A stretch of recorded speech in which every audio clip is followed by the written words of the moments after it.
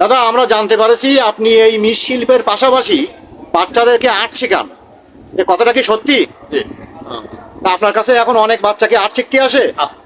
আচ্ছা, তা আপনার এখানে আর্ট শিখতে গেলে নিয়মটা কি, ভর্তি হওয়ার নিয়ম কি?